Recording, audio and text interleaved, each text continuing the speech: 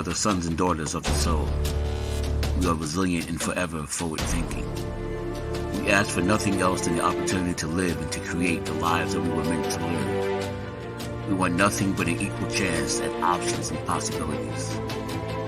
The same possibilities and options to live out our potential as our fellow man. We want to be heard, understood, and expressive in our reality. We are the future. We are the creative. We are here.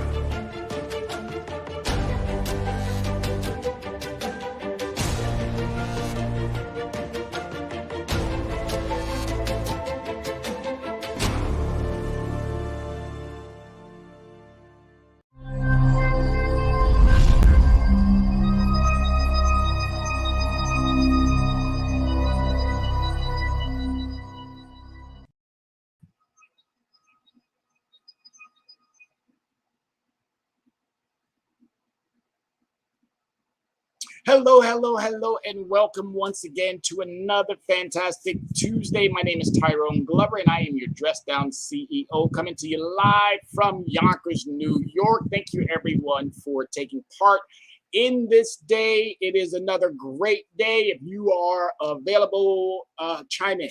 Chime in. If you are on your device, please chime in. Come on in, because today we're going to be talking about a really interesting topic for me. We're not veering off topic. We're going to stay right in that lane, that space that I always talk about, which is leveraging your score, getting your credit to that next level. But today I kind of wanted to go in a different direction today. I want us all to really kind of get some understanding of what's our money really doing. Is our money really working for us, or who has more say-so or power? So we're going to really dive into what the viewpoints, what the percentages look like between millionaires, billionaires, and sorry to have to say it, well, maybe unfortunate, fortunate, but soon to be trillionaires. Their money speaks for them, but what does it really say? And for us, the working poor, the middle class, we got to do something about this. We have to make some headway in making sure that our concerns are more or less being heard. So again, my name is Tyrone Glover. I am the Dress Down CEO. No more suits and ties, no more bow ties joking me to death. I am going to be doing it in the manner in which we should be doing it every single day, talking to you just from the heart, giving you all of my expertise, my understanding to get this conversation moving. So join in the conversation. Go ahead, send out a hello to somebody and let them know that guy is back on line again. I want to thank Soul City Network, Verizon TV, Hulu, the variety of different combinations that we share to get this program out to you. So it's always a pleasure doing what we do. Hey, Yana, I can't wait to have you on the show. Thank you so much. Happy Tuesday to you as well. Dr. Yana B. Woodhouse, everybody. If you don't know, you need to now know. That young lady right there has a show on this network as well, Soul City, and Dr. Yana B is amazing. So Soul City programs are available nationwide, nationally on Comcast, Roku, Amazon, Fire TV. But as I was saying, Dr. Yana B is a phenomenal, wonderful, wonderful person, and it's really important. If you stay in my lane and you want to know what you need to know about credit, then I would definitely strongly recommend that you chime in on Thursdays, on Thursdays, same time frame. Also on the other Soul City Network shows that are also available. But Dr. Yana B, she's in that category where I am, where we're talking about that money. We want to make sure that you all are secured financially. But thank you, everybody, for viewing. Thank you, everybody. Please, if you do have time, leave a question in on the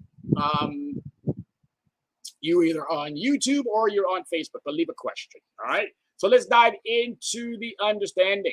Millionaires, billionaires, and soon to be trillionaires make sure their money talks.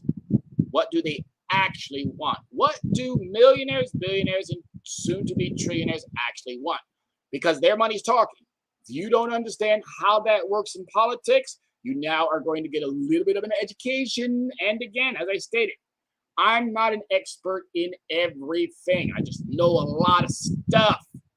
I know a lot of stuff. And you don't have to know everything. And my job is not to know everything. I know people who know even more than me. So the beauty of this is that my net work is now increasing my net worth. So again, your net work will increase your net worth. So start networking, folks. Get out here. It's overdue time. It's now time for us to get out in front of our circumstances financially and start making the right moves so that we can, regardless of where this political situation ends up.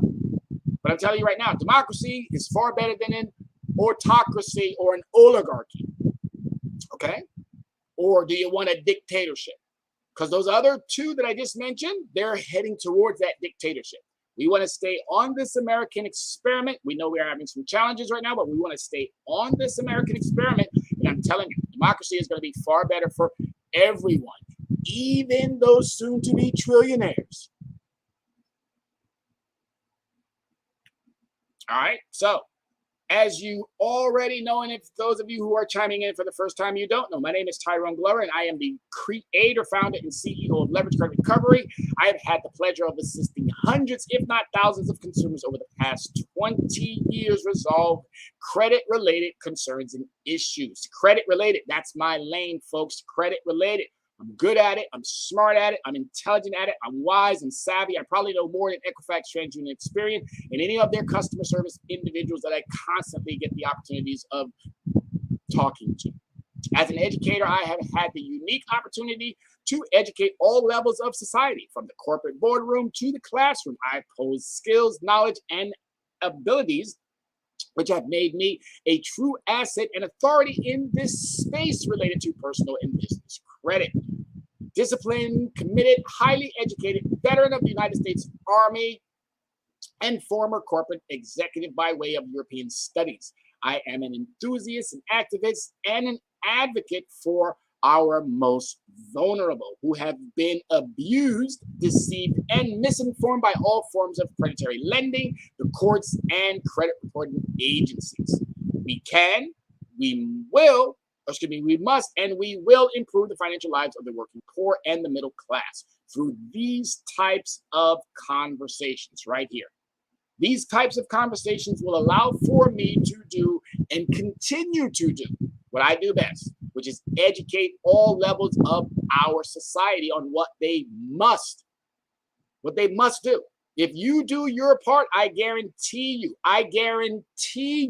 your financial future will thank you. And this is not just about your financial future. If you have little ones, kids,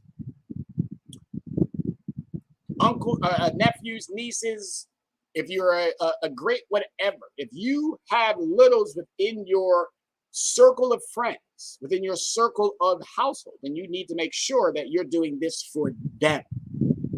Okay, I'm going to say that one more time. If you have littles, I have nephews and nieces, and I'm doing everything in my power to make sure that those nephews and nieces have the financial literacy and the financial intelligence to continue with the American experience, regardless of what direction it may go.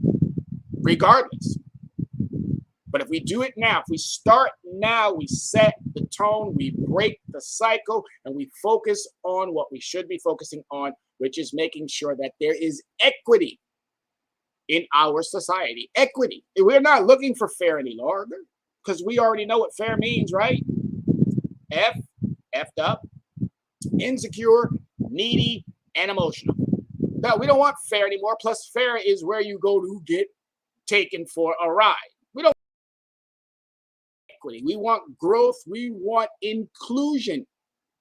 You do that, and I guarantee you, the rich will continue to get rich.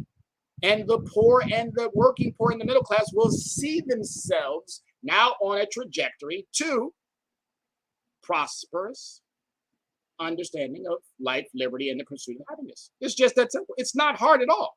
Solutions, as my producer was just telling me. Jasmine, thank you so much for that, because I so appreciate you. But solutions. I'm coming to you with solutions. Democrats, Republicans, it doesn't matter. I've said it before, and I'm going to say it again. I probably will never, ever vote for a Republican. And it's sad that I have to say this too, but I have to hold my nose when I go in there and circle or bubble in a Democrat. I'm going to work with whomever is in that office. But the thing is that you're going to have to want to work with me. I want to work with you, but you're going to have to want to work with me. And the solutions that I bring are not to have further studying or further breaking down or analyzing or whatever it is that we've been doing, this status quo of preventing or hindering progress. We're not doing that any longer. We're moving forward, and I hope that you want to move forward with us. All right, so join in the conversation. Research to date has only offered hints about the policy preference of the truly wealthy Americans, using hundreds of general population surveys covering scores of different policy issues has produced excellent evidence on affluent Americans. These in the top 20% are so of income earners. Relatively affluent Americans tend to be more liberal than other religious or moral issues, including abortion, gay rights, and prayer in school, but more conservative than non-affluent on issues of taxes, economic regulation, and social welfare.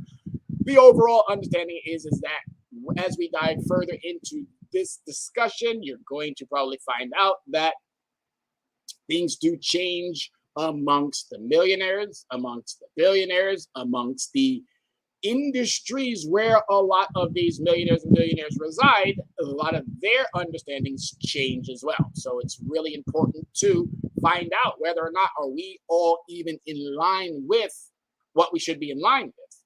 Because I'm almost 100% certain when I look at or listen to a billionaire speak, they're not talking to me. They're not talking to a middle class, hardworking investor, someone who is attempting to do everything right. They're not talking to me. They may give me a few ideas as to do what I need to do with some of my money, but for the most part, they're talking to other millionaires. Millionaires, the exact same thing. It used to be that they were having a conversation with us, but no longer. They're not having that conversation with us. They look at us as if we're just that one thing that's going to continue to do what they want us to do, which is consume, continue to keep buying. That's all they see us as a use. It's now time for us to make it abundantly clear. And I saw this post, and it's really cool what this post said, but it said that we as individuals, it says the working poor and the middle class, we don't need billionaires, or we can exist without billionaires, but billionaires would never be able to exist without the working poor or the middle class. And that is so true. So as we dive in, you're going to be able to, as I stated, see some of the understandings of what the rich believe is a priority, where our money or their money or whoever's money it is should be focusing on. And then you're going to be able to see what the general public thinks. But until we all get on almost the same accord, we're going to constantly be the divided states of America. This is not about a racial issue any longer. I refuse to allow anybody to bring into the conversation, oh, it's about the blacks doing this to the whites and the browns doing this to the blacks and the yellows doing this to the blues and the blues doing this to the greens. It's not about that any longer. I'm sorry. This is about the haves and the have-nots. You either have or you have not, one of the two. And if you have, you should be a bit more generous in making sure that those who do not have can make their way up that ladder. Because I'm telling you, eventually it's going to stop one way or another. We're going to have a democracy, a full-fledged operating, moving democracy, or we're going to have a full-fledged operating, moving autocracy, or we're going to have a full-fledged operating, moving oligarchy, which is going to lead right into a dictatorship, and then that American experiment is going to be lost for again. It's going to lie dormant until we have another uprising because we don't like the way that the new America is now looking. but that's not saying it's going to happen in that next political cycle, but it's relatively close, and we're feeling it every single day. The disenfranchised individuals. Your vote does really matter. All right, so political activity amongst the wealthy. Let's take a look. Wealthy Americans tend to be highly active in politics, far more than the typical citizen. Would you agree? I would agree too. Nearly all our respondents, meaning wealthy Americans, reported having voted in 2008. I voted. Any show of hands of middle class, working poor that you actually went out and voted? Did you vote? I hope you did. I hope you vote every single cycle that comes up. Primaries, midterms. Get out there and support, because this is where your vote actually matters. And you're going to be able to find out here in just a minute what I'm more or less referring to. And many attended a campaign speech or meeting. A large majority said they pay attention to politics most of the time. How many of us, working poor, middle class, how many of us pay attention to politics? We're saying that we want more from, or we would like government to, but we're not honing in on what it is that government can do, because we're not even participating. Go back to the basics, folks. Go back to the basics. There's a program that I pulled up, and it was so cool that I even myself went back to the basics to see what are they teaching in fourth grade? What kind of civics are they teaching in fourth grade? So I went all the way back. If you are unsure, there's this program called Duckster. I want you to go to Duckster and type in U.S. government. Just go to Duckster, type in U.S. government. U.S. government for kids. Yes, we are so in our own understanding that we tend to just agree and believe. But I think it's now time that we also equally go back and start rereading. Okay, rereading, getting an understanding of what government was actually supposed to be doing. And I can tell you, Duckster, United States Governments for Kids, go back and read it. Go back and get a clear understanding about the executive branch, about the president's cabinet, about checks and balance, about democracies. Go back and read. There is a lot of information right there in Duckster. Again, United States Governments for Kids. Woke me up, made me want to do this today.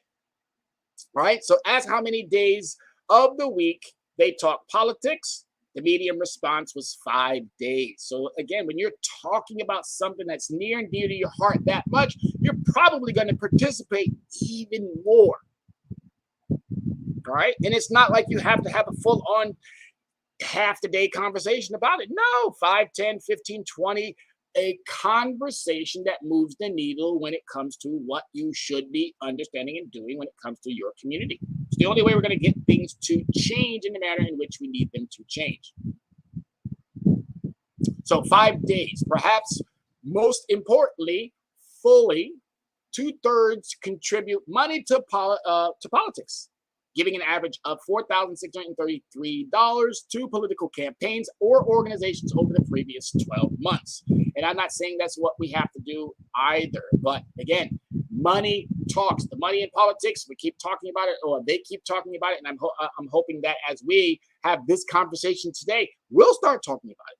Working class, which should be working poor, middle class. Working poor, middle class. This is directed at African Americans, Hispanics. This is directed at equally poor whites, poor Asians, poor Middle Easterns. This is directed at anyone who feels that they are lesser than in the wealthiest country on the face of this planet. Okay, we got to do a better job, and this is how we start doing a better job. We have to become more active. All right, percentage participating. That's all it is.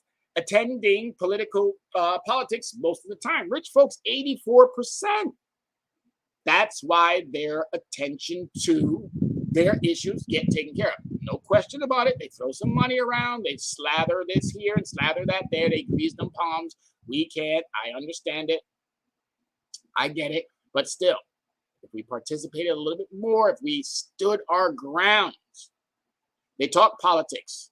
5 days a week. Let's say you have to do that 5 days a week. They voted in 2008, 99%. And this is why, again, nothing truly happens for communities of, not color, but just communities in general that do not participate. We got to start opening up to these discussions and understanding. Then we'll start seeing things change. And I'm sure you're probably wondering, well, how does this tie into credit? We're going to get there, folks. Attend political meetings, rallies, speeches, or dinners, 41%. All right. Contribute money, 68%. Help solicit or bundle contributions, 21%. I think it's important, working poor and middle class, that we start looking at our numbers. And I'll pull up those numbers not this week, but I really wanted to talk about millionaires, billionaires, and soon to be trillionaires. That should alarm you. Should alarm you. It should scare you.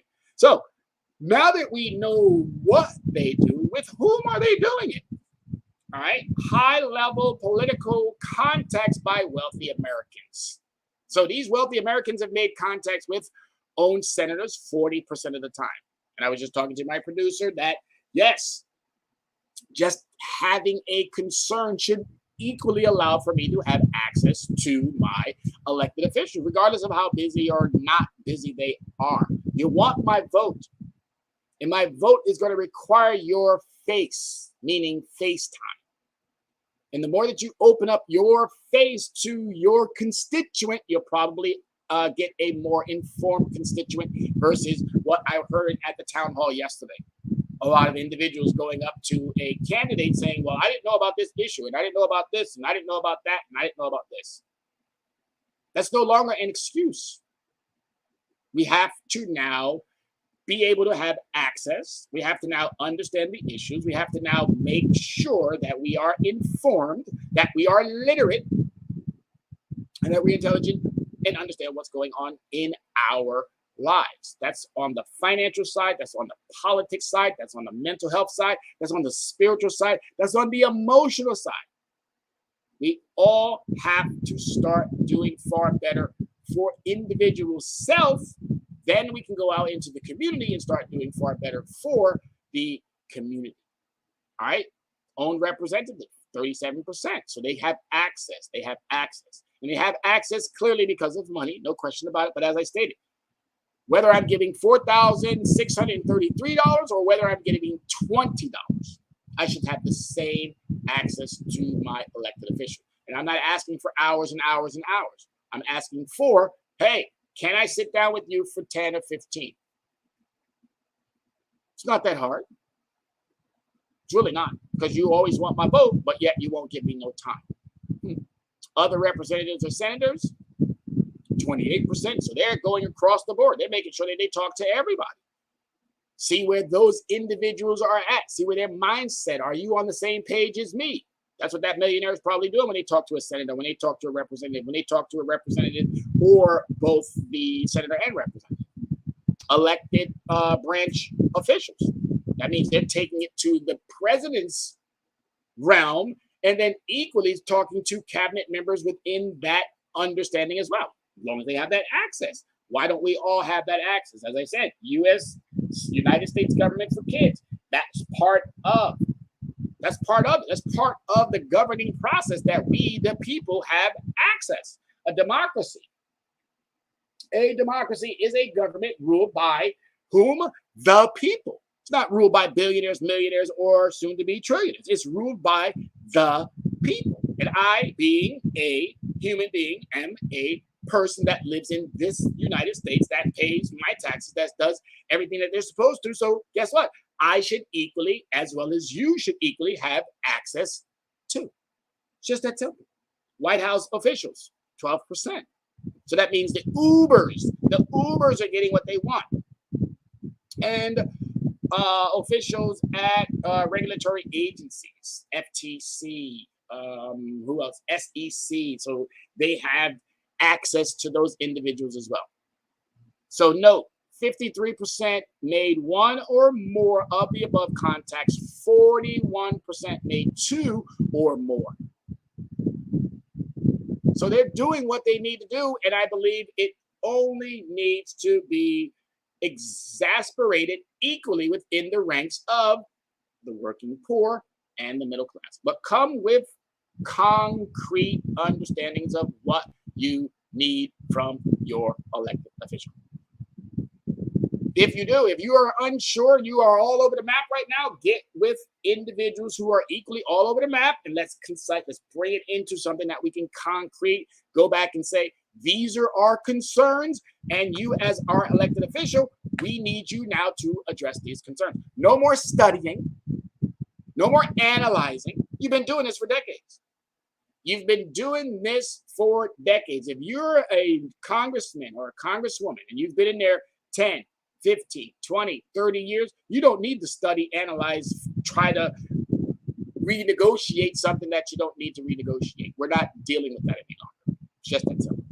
You give your access to who you want to give your access to, and according to what I'm reading here about the democracy, it's we the people. So you have to figure it out for you, because I figured it out for us.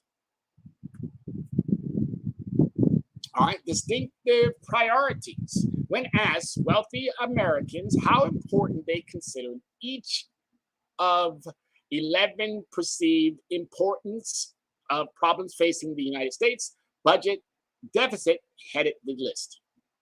87% of wealthy Americans said deficit areas very important problem facing the country. Only 10% said somewhat important, and a bare 4% said not very important at all. The high priority put on this issue was confirmed by responses to an open-ended question about the most emphasis added important problems facing the country today.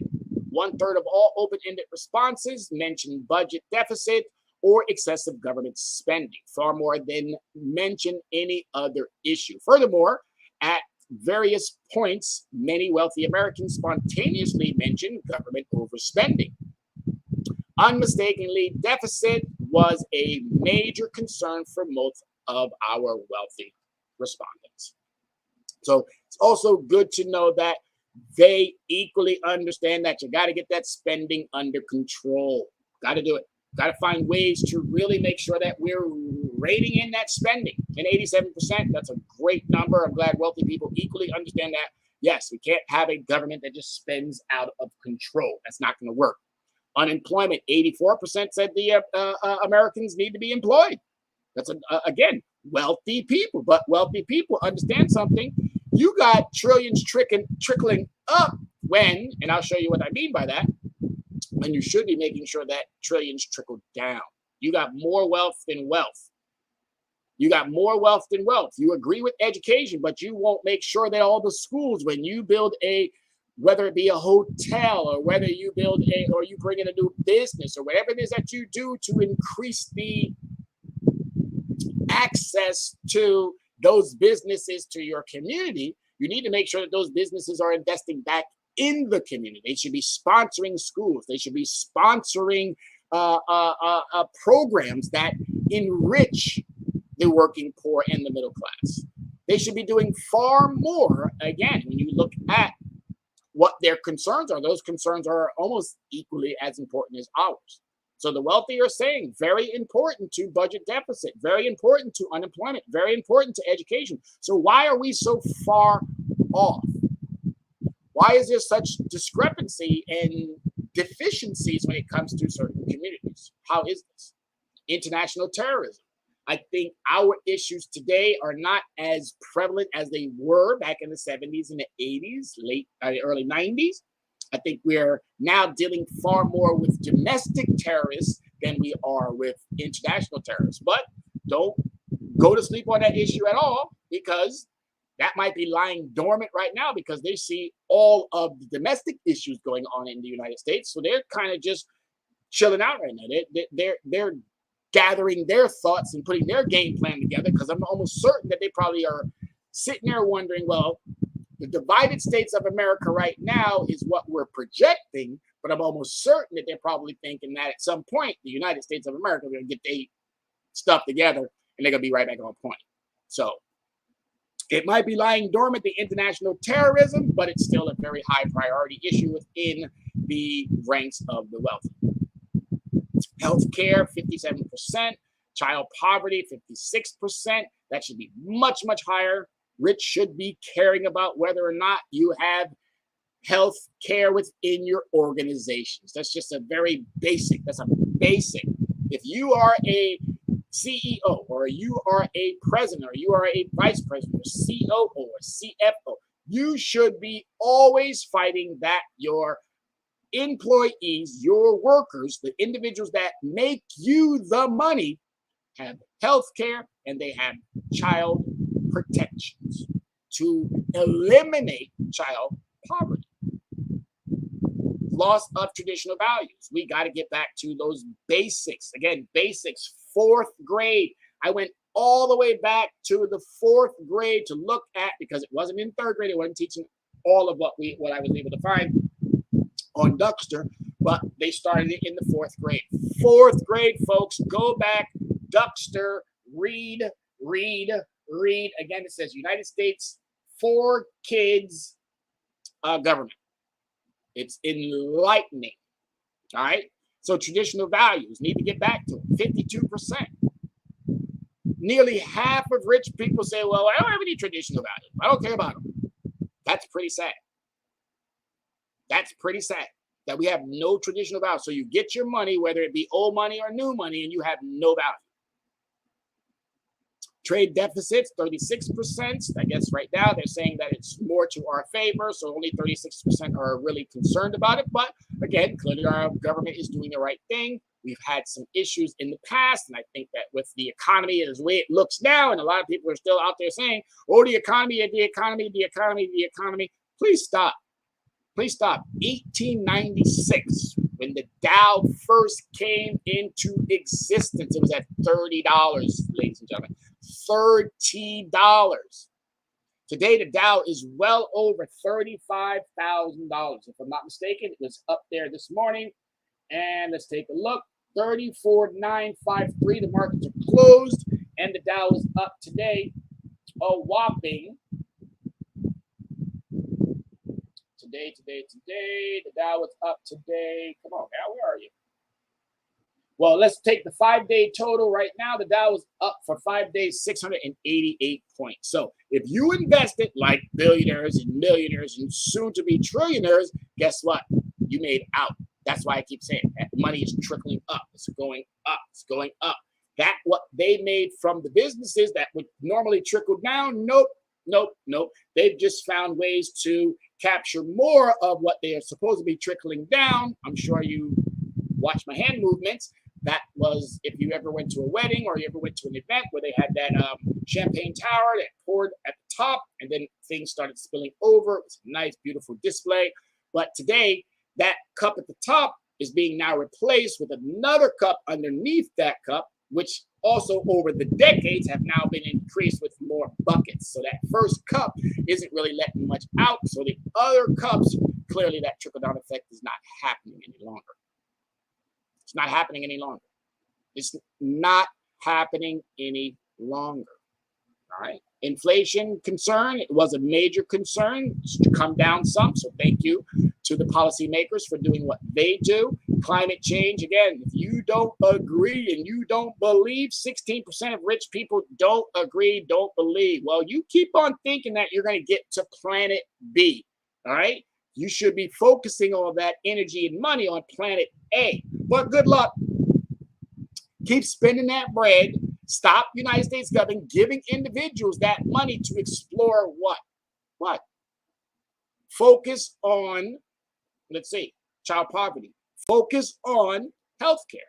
Tell those philanthropists and those individuals wanting to explore Mars and all of these other foreign planets out there or sending signals to wherever, I think it's time that we prioritize again. I think it's time that we go back to, again, the basics. What should we really be using that money for? You can still do what you want to do with yours, what you make with yours. But when it comes to ours, reallocating, making sure that funds go into the proper understandings. We're going to have to start doing it, folks. All right. Opinions differ among wealthy Americans. Views on social welfare policy, economic regulation, tax policies tend to increase as wealth increases? Do wealthy professionals differ from wealthy business owners? Do bankers tend to disagree with manufacturers? Owners and employees of domestically oriented firms with those oriented towards exports? Entrepreneurs who have worked their way up from the bottom, new money, hey, within heirs of great wealth, old money, hey. There are reasons to expect some difference from these sorts. Let's talk about $5 million or less in net worth tends to lean slightly towards regulations. That means a lot of us. We want these companies regulated. Working poor, middle class, they want to safer environments. The rich probably don't want that because they're not in those spaces. They're not working there. That's why I said earlier, billionaires don't talk to working poor and the middle class. Millionaires barely talk to the working poor and middle class. Your 100 and your 10,000 heirs almost give us a little bit of time. So I broke it down for you. I put it into that understanding. 5 million or less in net worth, we tend to slightly lean more towards regulations. But those with 40 and up, they've leaned distinctively towards less regulations. Why? Because that seems like a plundering and a purging strategy. So if I can plunder and purge, then I can obviously take advantage and I can do whatever I want because I got wealth. I got money. As long as I can grease some palms and pay my way through, that's the way it's supposed to work. No, it's not.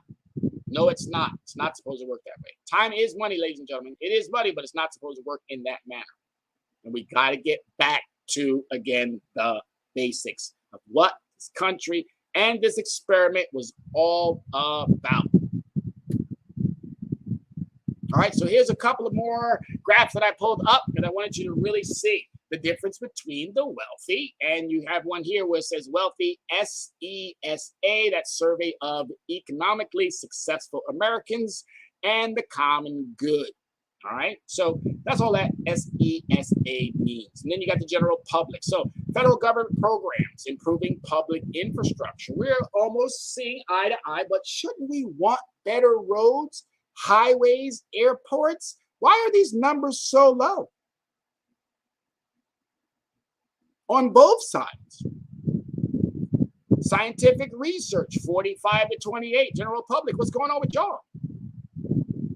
Disenfranchised? Would that have something to do with it? That you don't know because you haven't been included in the conversations that we should be included? Job programs. The rich say they don't even want job programs. Why not? You keep telling us that we don't have qualified workers. Environmental protections, homeland security, healthcare. Rich are saying, get rid of all of that stuff. It's time that we start thinking about the importance of what's important. Healthy nation, healthy citizen, healthy nation. That's not that hard. Get better wages, we get more people off food stamps. It's not that hard. Defense spending, we're still going to keep doing that because, again, this nation has made its money off of primarily, again, growth of the country came from two products, tobacco and cotton. All right. Then as we became more of a manufacturing country, but war was our main thing to manufacture, we obviously did very, very well in the defense spending area. So we're going to continue to clearly keep making sure that that money chain does not break. All right, let's talk about jobs and income programs. Government must see that no one is without food, clothing, or shelter. That seems reasonable. General public loves the idea, but the wealthy are less than 50%. Seems a bit odd. Why? Why would you not want the individuals, again, create the situations that you want for your citizens and then give these citizens the education, the tools, the resources, the abilities to go out and do it? And guess what you get? You get what you get. But if you give someone nothing, then guess what you're opening that doorway to? Whatever we have currently now going on in this country. Minimum wage high enough so that no family with a full-time as a full no family with a full-time worker falls below official poverty lines. 40% of wealthy people say, yeah, that's what we should do.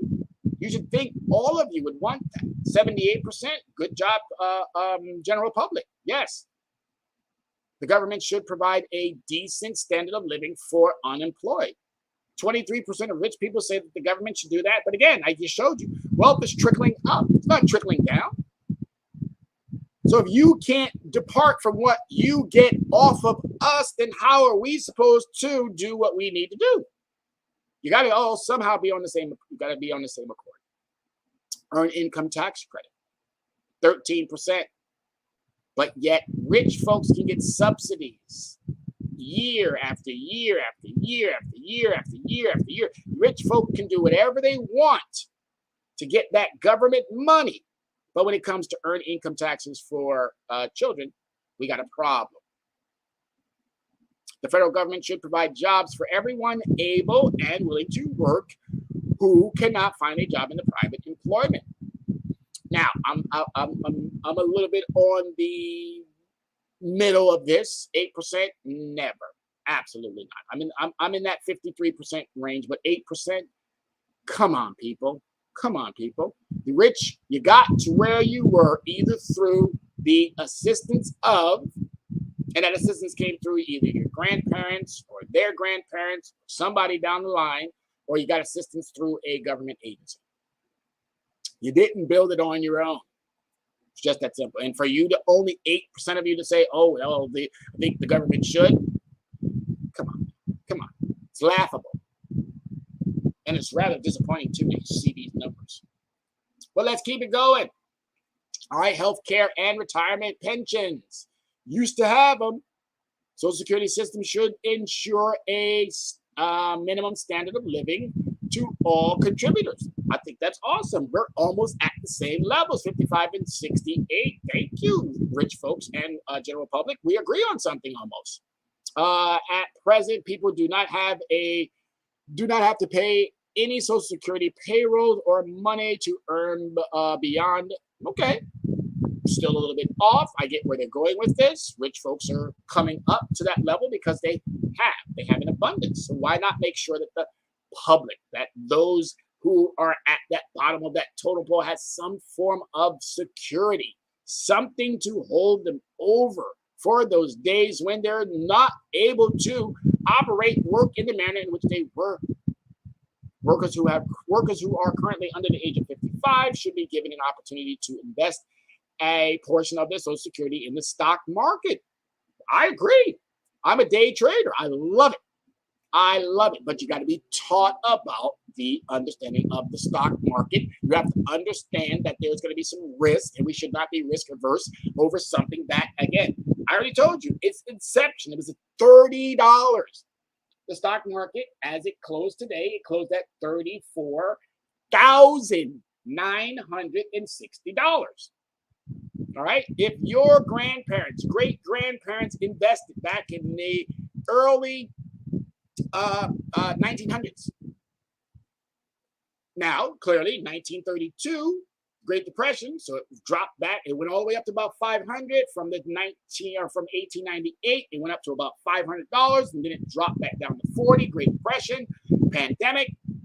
But then after it hit that 40 mark, it took 25 years, and it just kept going up and up and up and up, and it's going beyond, and it will continue to keep going beyond. Rich folks make money in a variety of different ways. Working poor, middle class, we're not using our resources in the manner in which we should. We're not building. We're only sending our youth settling our youth with more debt. We have to get smarter, better at what we are doing from our own perspective, and equally with the perspective of those who are millionaires, billionaires, and soon to be trillionaires. Let's look at these education policies. Willing to pay more taxes for early child school education. This, again, 58% of rich folks says yes. Yes. I think that's a lot with new money, because new money that didn't have money that came into money Old money might be thinking, well, I don't want to give up any of my money. No, no. Well, old money, new money, thank you for that 58%. 66%, this should be a lot higher. The idea of merit pay for teachers, 93%. All right. Yes, we want the best. So yes, we definitely want the best. We need the best. Let's keep them. Let's do that. If that's going to work, if everybody can be in agreement there, let's start there. Well, my apologies. All right, so but there's some great parents should get tax-funded vouchers they can use to help pay for tuition, 55, 52. Why are we not making that happen? Why are we not making that happen? Probably wouldn't have as much student loan debt if we, again, looked at those numbers and said, wow, that's pretty close. Let's sit down. Let's make up a plan. Let's get that to happen.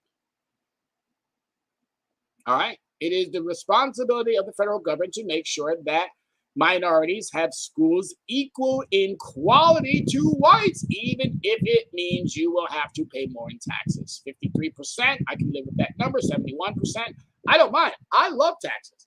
I'm a tax guy. I don't mind paying taxes.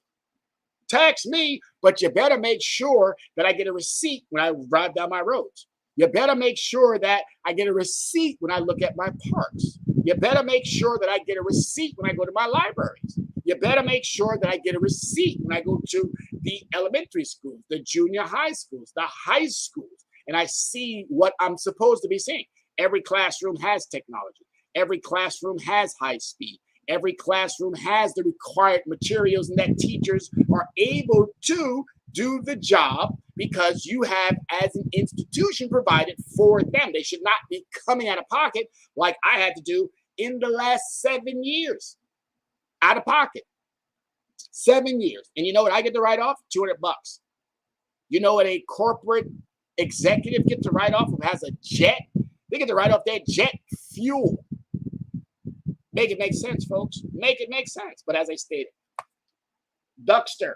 Go back to Duckster. Read it, read it, read it, read it, read it. It's gonna fill you in on a lot of things that you might not know about government and how it's supposed to work. But I really wanted to highlight a lot of, we're not very far. The rich and the middle class and the poor, we're not very far when you look at our numbers of what we really want. But the rich are differing in a lot of understandings, especially when it comes to this tax policy. And this tax policy really threw us for a loop because the rich just want to keep everything. You can't do that, folks. You can't. You got to participate. You have to participate. No getting around. You have to participate. It's just that simple. Economic regulation and microeconomic policies, same thing. Got to get on point. Yeah, we all got to make sure that these things are happening, because if they happen, the American experiment continues. If we allow for millionaires, billionaires, and soon to be trillionaires to exploit this, the working poor and the middle class, they're going to be without. And it's going to come up here pretty soon where you're going to be able to really get a huge look at how that's working. Inequities and redistribution. All right, take a look at this. The following should be paid based on ratio of means ought to be median perceived annual earnings. A hedge fund manager, 54% less. CEOs of large national corporations. All right, so they agree that they should be in a range where they're not going to try to change it because they like the way things are going for them. Sure, if Jamie Dimon can walk away with 50, 60, 70, $80 million, or if other CEOs from other companies can walk away with hundreds of millions of dollars for bad performance. We just watched banks in California, SVB, starts with an R. Oh my God. It's going to come to me in just a minute. Can't remember it right now, but there's a bank that starts with an R, but there was a lot of banks. Republic Bank. All right, so there's a lot of West Coast banks, and I'm not blaming or putting the blame on the West Coast. I'm not putting the blame on California. I'm not putting the blame on Silicon Valley. I'm not putting the blame on any of the areas. What I'm putting the blame on is those CEOs, those operators of that organization that chose to do things in a manner in which that compromised their own integrity of what they were doing. It's just that simple. And we need to be able to get back to a proper understanding of securing and making sure that all of our situations are equitable for all parties. That's all I'm asking. Equitable for all parties. Our government should redistribute wealth by heavily taxes on the rich. Agreed, agreed, agreed. Now, there's another part of this that I want you all to walk away with. I agree to the fact that we need to tax the rich more. I agree. I think we should tax them very heavily for a period of time. We did it under LBJ. We did it under JFK. We did it, excuse me, not JFK. We did it under, we did a little bit under JFK, but we did a lot under FDR. All right. So we did some real fantastic things when we were able to get those top earners to participate in. Just think about this for a second. If we tax them at 90, the rich, powerful, super smart, have all of the attorneys and the legal doctorings and the tax professionals, they'll take that 90 and they'll chunk it all the way down to about 30. All right. But that means we still hold on to 30%.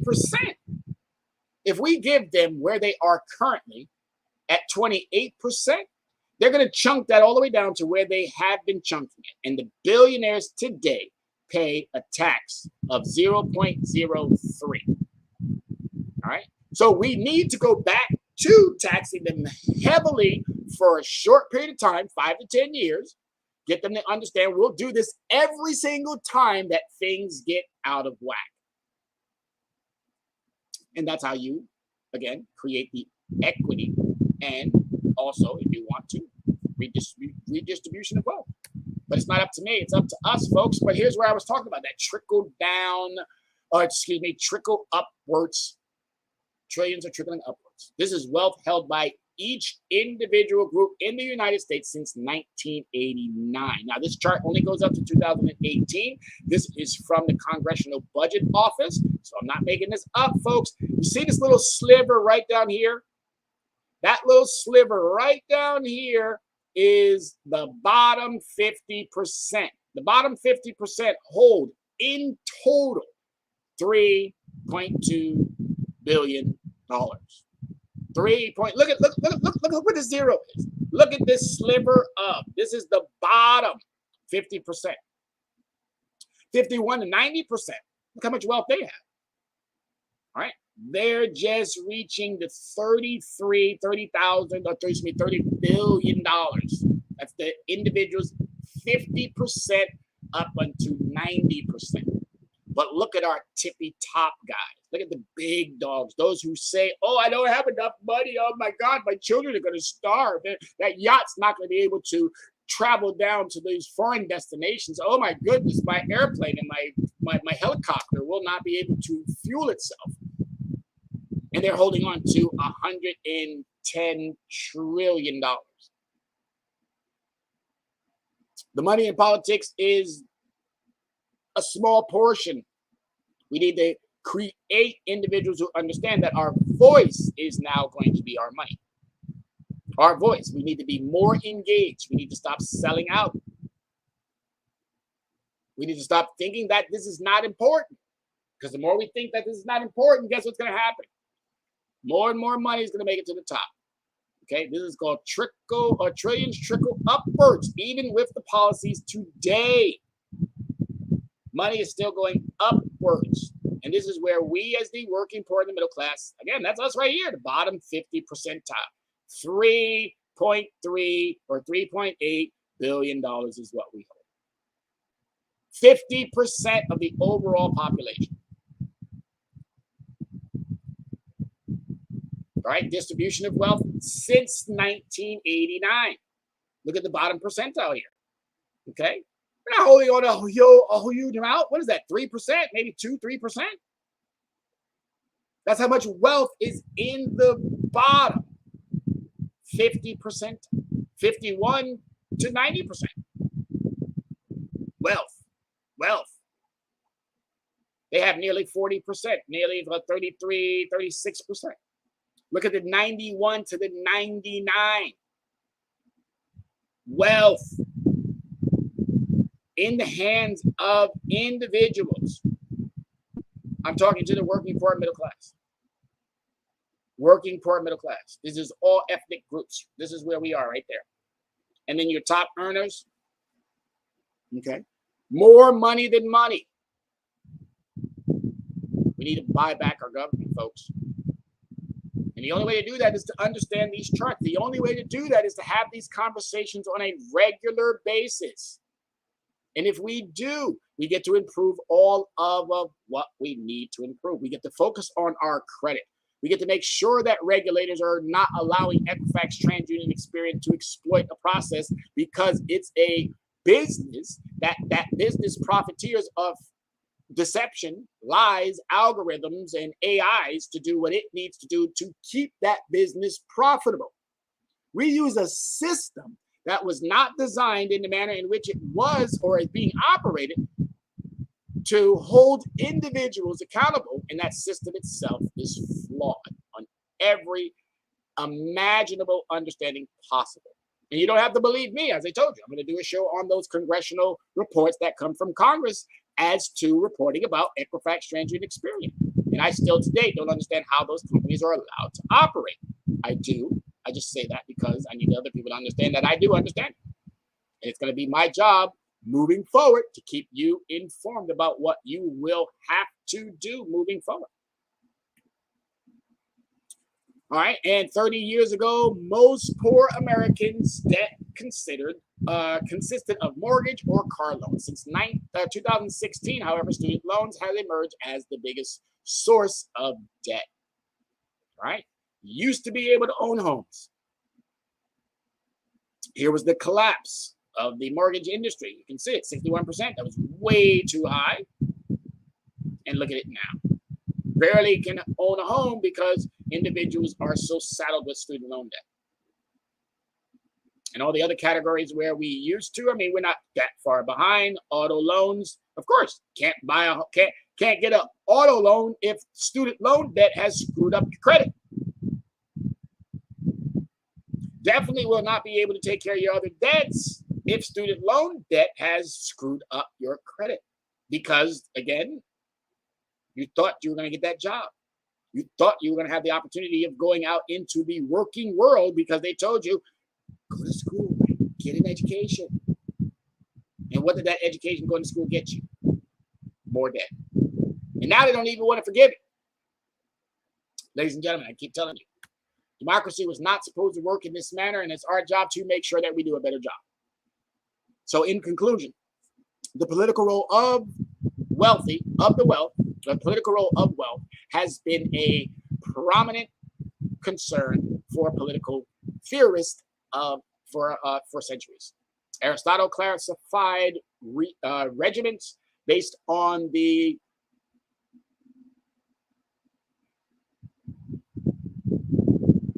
correlation between wealth and political power, while Machiavelli devoted close studies to the attempts of classical and Renaissance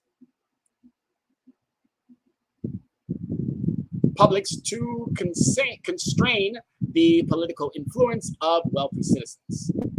In our own era, after a period of relative neglect, the relationship between economic inequality and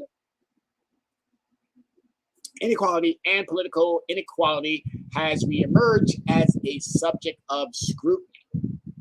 Recently, political scientists have characterized contemporary Americans as an unequal democracy, whereas unheavenly choruses sing an unequal political voice. Right?